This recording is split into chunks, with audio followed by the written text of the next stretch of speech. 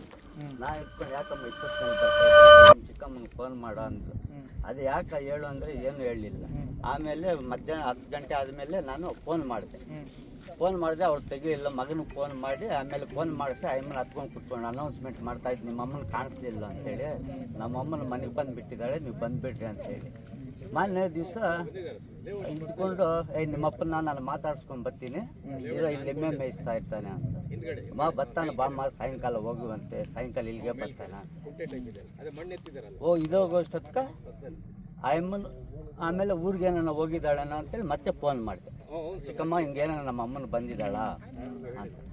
ಇಲ್ಲ ಬಂದಿಲ್ಲ, ಆಧಾರ್ ಕಾರ್ಡ್ ಎಲ್ಲ ನನ್ನ ಹತ್ರನೇ ಐತೆ. ಹ್ಞೂ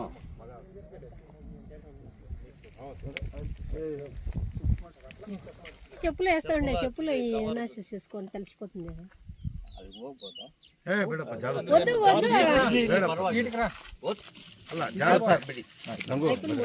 ನೀನು ಜಾರ್ತೀಯ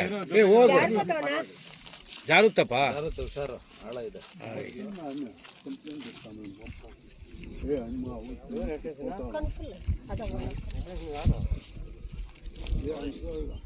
అయిపోయింది ఆడుకోండి పైన ರಾಪ ಬಂದ್ಬಿಡು. ಬಾ ಬಾ ಬಾ ಇಲ್ಲಿ ಬಾ ಹಂಗೆ ಹಿಡ್ಕೊಂಬ. ಚಂದ ಚಂದ ಗಂಗು ಕೈ ಕೈ ಹಿಡ್ಕೊ, ಕೈ ಹಿಡ್ಕೊ.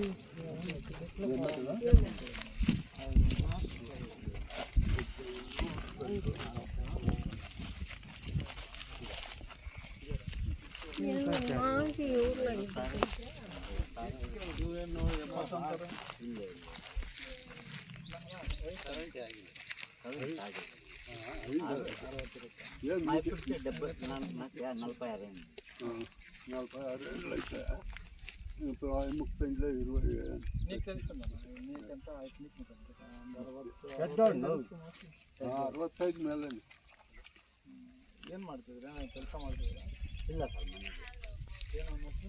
1 ಲಕ್ಷ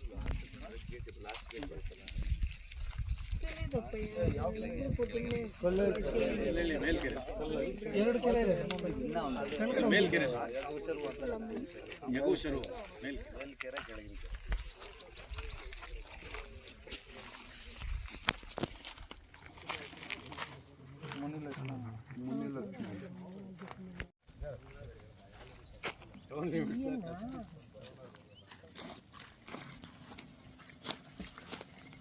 ಇದೇನಾ?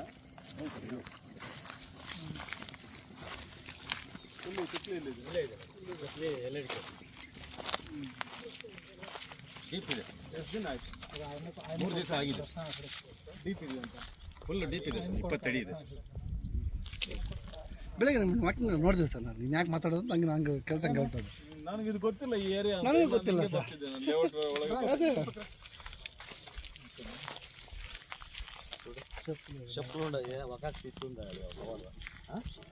ఏం కావాలి మీకు?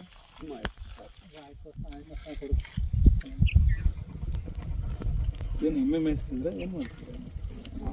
ಎಮ್ಮೆ ಮೇಯಿಸ್ತಾ ಇತ್ತು. ಗಂಡ ಒಂದೇ ಒಂದು ಎಮ್ಮೆ ಇತ್ತು. ಏನಾಯ್ತು ಅನ್ನೋ ಬೆಳಗ್ಗೆ ಹೇಳ್ದ ಅವನು. ಶನಿವಾರ ಹೋದವಳು ಬಂದಿಲ್ಲ ಅಂತ. ಅಲ್ಲ నువ్వా ఒక 10 నిమిషాలు అట్లయితే పంపిస్తానుండా. ఏం మాట్లాడుకున్నాం పంపిస్తానా?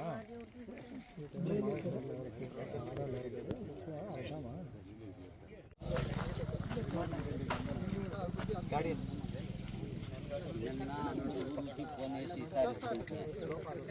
ఈ పొద్దు ఇచ్చేదానికి ఆ కారు